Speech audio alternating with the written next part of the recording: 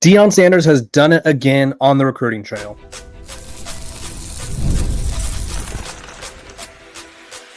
You are Locked On Buffs, your daily podcast on the Colorado Buffaloes, part of the Locked On Podcast Network, your team every day. Welcome to Locked On Buffs. Today's episode is brought to you by our sponsors over at Monarch Money. Take control of your finances with Monarch Money. Use code LOCKEDONCollege at monarchmoney.com for 50% off your first year. I'm Kevin Borba, host of Locked On Buffs. I cover Colorado and all things college football for the Locked On Podcast Network and over at Athlon Sports. Let's talk about Deion Sanders' latest recruiting victory. By the way, Locked On Buffs, we're free and available wherever you get your podcasts. So make sure to like, subscribe, and follow for awesome interviews, great breakdowns, and great guests throughout the year. The Buffs, they haven't been super active in recruiting, or at least they haven't had a lot of buildup, if you will. They've been hosting some visitors. They hosted five-star wide receiver Cedarian Morgan the other day on what was like a secret visit, if you will, surprise visit, if you will. But if you look at the recruiting class, they have 2 high school commits and then a JUCO commit in D'Amato Pecco Jr., who is the number 3 JUCO player in the country. Gavin Mueller was the only, the only tight end, of course, but the only high school commit before they landed a commitment from Preston Ashley, who now asserts himself as the highest ranked player in this class. So let's get to know young Mr. Preston Ashley, the 4-star DB. 24/7 lists him as a safety. I believe he told Scott Proctor of DNVR he's going to play corner. He wants to learn from the best, aka Coach Prime, Robert Livingston. He could play either or, I guess. But he's going to play some corner for Colorado. Good size, 5'10", decent size, I would say, 5'10", 170. A chance to grow into his frame a little bit more. Number 214th player in the country. 24/7 has him as a safety, so these are safety rankings. Number 24 safety, number 19 safety, number 9 player in the state of Mississippi. He had all of the programs coming after him. He chose the Buffs over Florida, over that program in that same state who copied Shedeur Sanders and Julian Lewis's recruiting visit picture with the passing of the keys. Florida State, that is. So he picked the Buffs over the Seminoles, the Gators, Arkansas, Auburn, Georgia Tech, Louisville, Mississippi State, Missouri, Nebraska. Like, he had a bunch of offers, chose the Buffs, and I think it's a pretty big win. Obviously, I think one of the bigger questions now around Colorado is what to make of the recruiting moving forward. I think Coach Prime has proven that he's staying around, but I think recruits are going to want to see this sort of prove it again mode of like, hey, you did it with Travis Hunter and Shedeur, but now what do you do without Travis Hunter and Shedeur? And so I think that'll sort of be that'll be an interesting twist to things. He had a productive year this past season for Brandon, Mississippi. These were his stats, and as a corner, I mean, keep in mind, this is him as a corner / safety. He's pretty productive. 68 total tackles with 2 games of 10 tackles, 3 tackles for a loss. He also added 1 sack, not bad, and then a 1 pick and 5 pass deflections. So a little bit all over the place. Offensively, he played some offense for Brandon as well. A couple kick returns, a couple punt returns, so nothing special there. Doesn't play receiver, but he did have a touchdown. I don't know how he scored this touchdown. I think it was a touchdown fumble recovery. Excuse me. I was like, it doesn't show kick return, but he had a touchdown fumble recovery for a score. Again, for Colorado, this is a huge addition, and let me break it down for you. One, anytime you go into the South and you beat out schools who this is their backyard, right? Big win, because Florida State and Florida are a lot closer to home to this than obviously Colorado is. I'm sure NIL-wise, a lot of these programs were offering more money than Colorado can even afford to offer. But what Colorado lacks in NIL, they make up for in great coaching minds. You have Deion Sanders, who's one of the best football players to ever exist.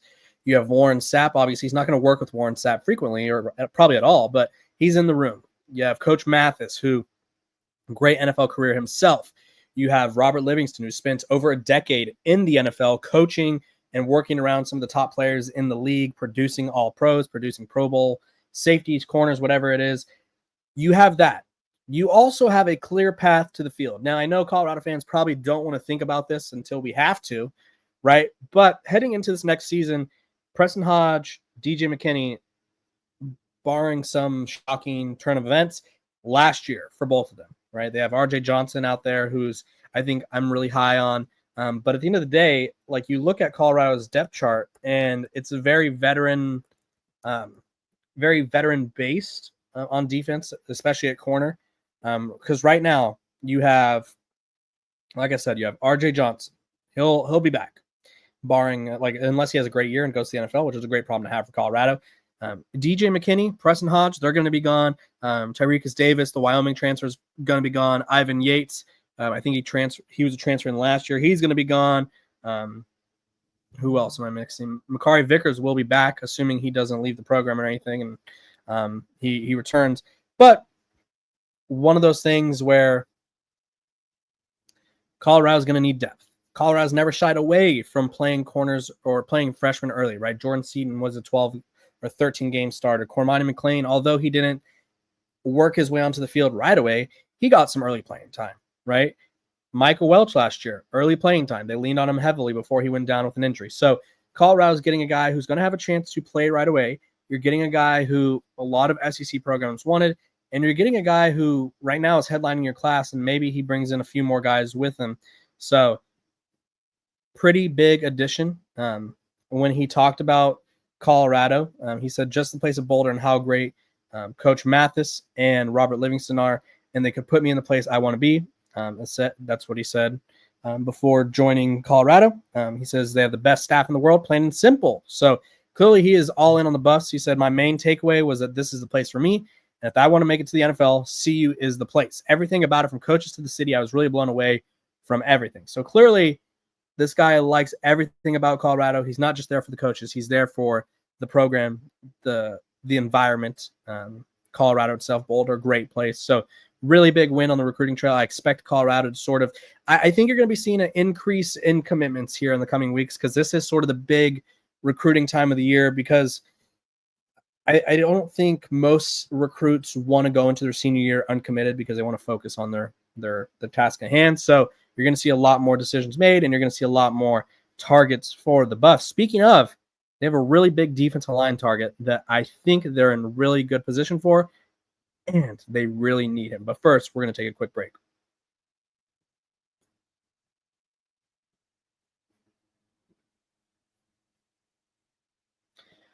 This episode of Locked On Buffs is brought to you by our sponsors over at Rugia. Now, let me tell you about our sponsors over at Rugia. You've probably heard, guys, this is for you. You've probably heard of Viagra or Cialis, excuse me. Maybe you've even tried them. But if you're looking for something beyond the usual pill, it's time to meet Rugia Ready.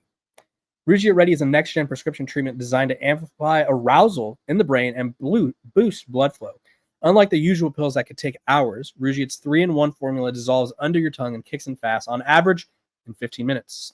Effects can last up to 36 hours, so you can stay confident and in control of the moment when it's right. For example, if traditional options haven't worked for you, Rugia might be the answer. Over 150,000 men have already made the switch. You can even read real customer reviews on the site. It's helping a lot of people feel more confident and present in the moment. So head to rugia.com/lockedoncollege and use code LockedOnCollege to get 50% off. That's RUGIET.com/lockedoncollege and use promo code LockedOnCollege for 15% off. Individual results may vary with prescription treatment. Compounded drugs are permitted to be prescribed under federal law but are not FDA approved and do not undergo FDA safety, effectiveness, or manufacturing review. Please visit the Rugia website for full safety information.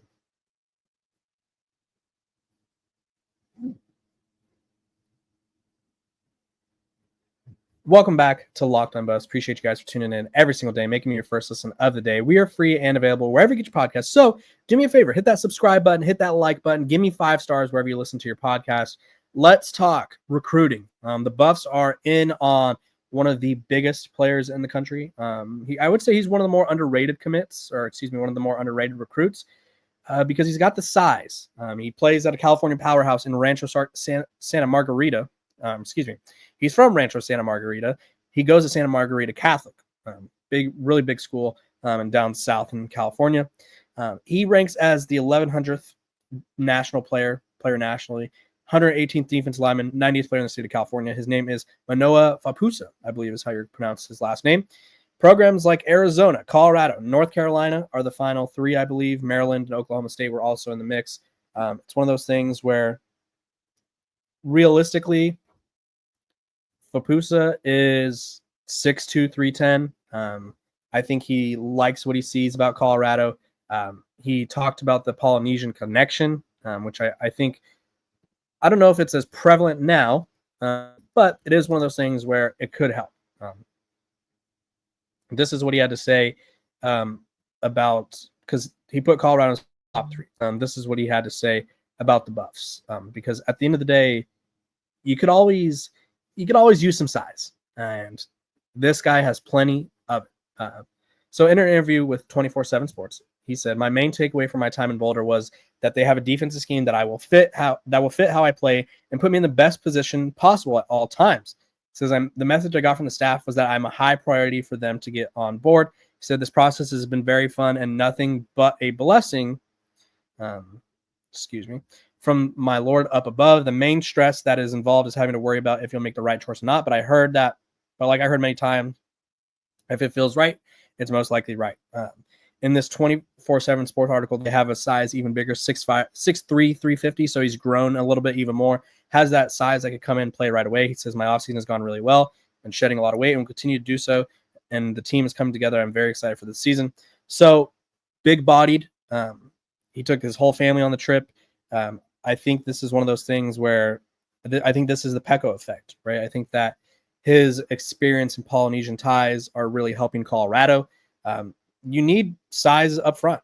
I talked about the defensive line, or excuse me, the corners losing some experience next year in 2020. I guess that would be 6. The defensive line is going to experience the same thing. Jaheim Otis probably is last year. Amari McNeil, Tafik Thomas, Samuel Kunulola. Obviously, these are all different positions, but Anquin Barnes is a senior. Gabriel Lightfoot's a senior. Torian Carter's a senior. Tavian Coleman's a senior, right? So this defensive line, this interior defensive line is going to have to fully be rebuilt.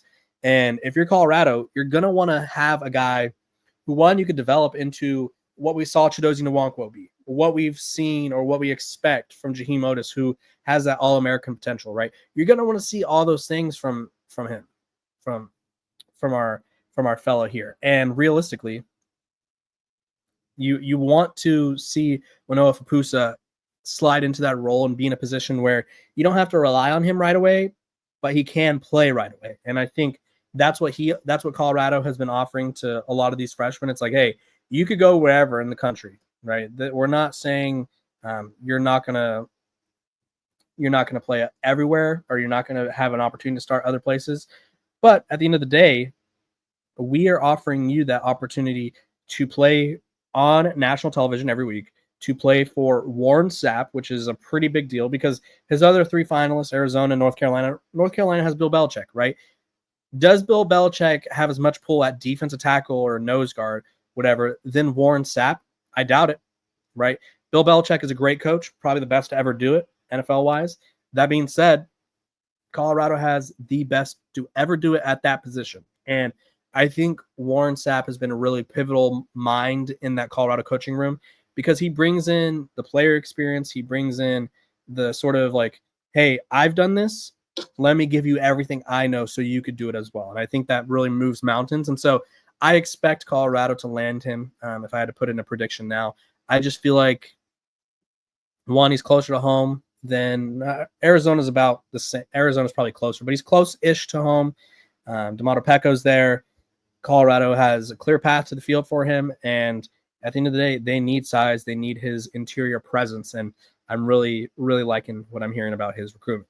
When we come back, the Colorado Buffaloes, they made it to a bowl game last year. Will they be able to do so in 2025? Athlon Sports predicted their fate.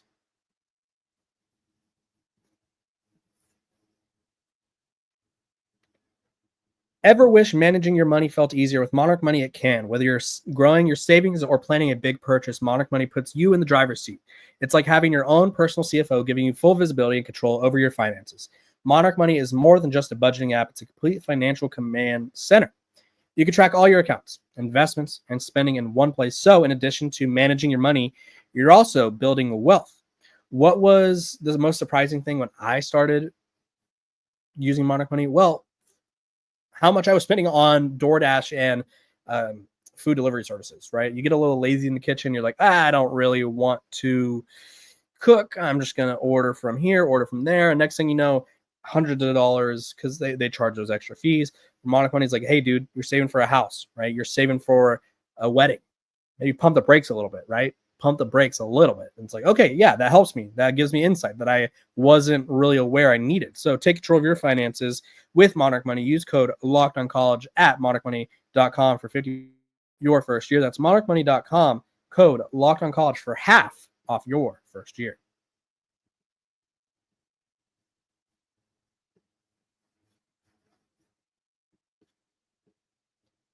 Welcome back to Locked On Buffs. Appreciate you guys for tuning in, making me your first listen of the day. We are free and available wherever you get your podcasts. Make sure to like, subscribe, follow so you don't miss out on a moment of the coverage. Hit that subscribe button. Give me 5 stars. Let's have some fun. The Buffs, they made it to a bowl game last year. They made it to the Alamo Bowl. Obviously didn't go well. They were blown out by BYU, but that was their first bowl game since 2020, the shortened COVID season. Just their third bowl game since 2016. Ironically, all 3 bowl games have been the Alamo Bowl. And then this is a trend that I hope doesn't continue. It goes Alamo Bowl, 3 years of missing a bowl, Alamo Bowl. I think Deion Sanders can end that trend, and so do our experts over at Athlon Sports. So at Athlon, they do this thing every year where it's really cool because I like to go back and look at it and sort of see where everything is supposed to unfold, right? Like see how things are, I guess, projected to finish. Because, I mean, some of them you're right. It's like, okay, you projected this team to make a bowl game, right? Or you projected this team to make the playoff, and they did. Or this team came out of nowhere, like Arizona State last year, projected to finish last. They win the whole darn Big 12. They make the playoff, put up a really good fight against Texas. So the Buffs are projected to make the LA Bowl, which is a tie-in with the Mountain West and the Pac-12. So basically all the teams that left the Pac-12, they still have, I think, one more year playing in this game. Last year was UNLV and Cal. Obviously, UNLV won that game. Cal finished the year 6-7. So based on records, because the Alamo Bowl, barring a team making the playoff, is the best available Big 12 team, or Pac-12, Big 12.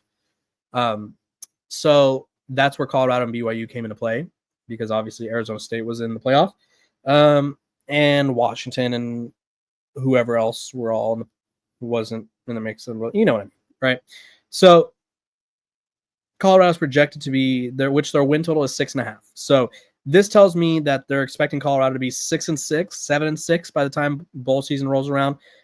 They have them playing against UNLV again. So UNLV is supposed to make back-to-back LA Bowl games, which, I mean, I think for Dan Mullen, he'd probably enjoy that, right? I feel like that's sort of I feel like that's a good goal to have for your first year on a job, is to make a bowl game. UNLV is going to look a lot different, right? They're going to have Alex Orji at quarterback. They also have the Virginia transfer at quarterback. So they're going to be a lot more, I think, traditional in a sense. Like I think they're still going to run the quarterback a lot, but not in that go-go offense, because Brendan Marion's over at Sac State. So this is what their roster is looking at right now. They have Alex Orji, Anthony, I think it's Colandrea, Varkey's Gums. Wide receiver-wise, they have Troy Omier, JoJo Earl. Those are both Power 4 transfers. Tayshawn Lyons came over from Utah. They have a lot of Power 4 guys who transferred in. The running back room is looking really good. They got Jalen Glover from Utah. Defensively, they have a lot of transfers as well. So Dan Mullen's going to try to contend for, like, he has a former 5-star in Denver Harris. He's going to try to contend for a Mountain West title in year one. Obviously, there's a lot of things that still need to unfold, but Athlon Sports projecting Colorado to make a bowl game. I do think Colorado has the talents to make a bowl game. I think if everything goes right, Colorado's pushing for a Big 12 title. I think if things don't go as I expect or as fans hope, I think they'll be sort of fighting for 6 or 7 wins. So we'll just have to wait to see how the season unfolds.